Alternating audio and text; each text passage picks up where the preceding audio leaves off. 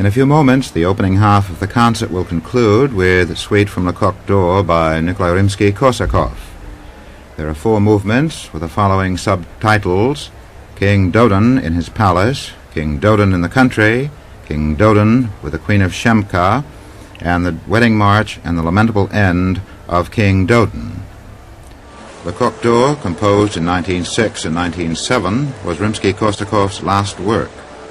The opera was an elaboration of a Pushkin fairy tale.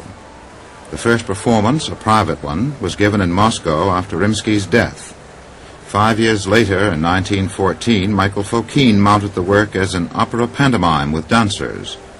The singers were arranged at the right and left of the stage.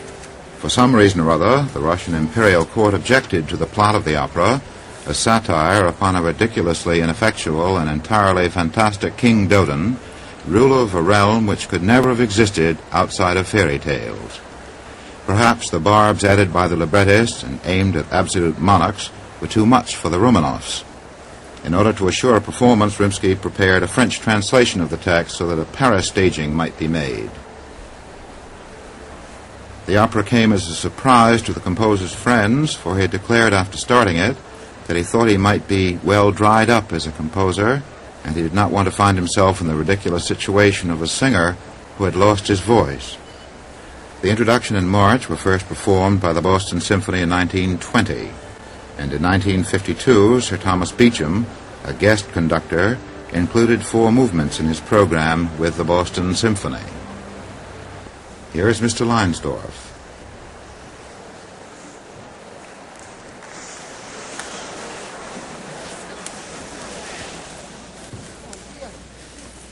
Ladies and gentlemen, we have a press report over the wires. We hope that it is unconfirmed, but we have to doubt it, that the President of the United States has been the victim of an assassination.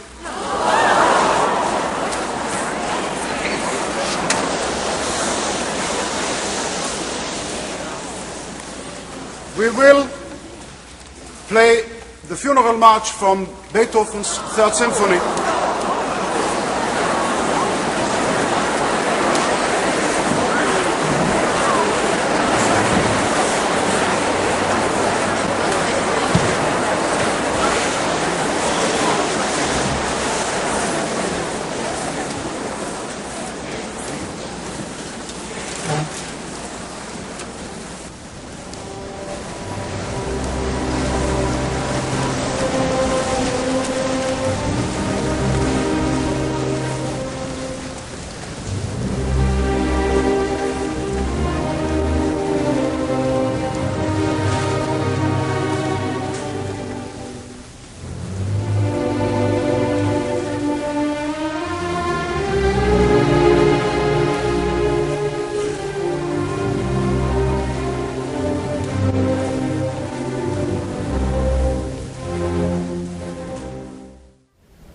The audience here in Symphony Hall stood respectfully as Mr. Leinsdorf conducted the Boston Symphony Orchestra in Funeral March from Symphony No. 3, the Eroica by Beethoven, in memory of John Fitzgerald Kennedy, born May 29, 1917, died November 22, 1963, President of the United States.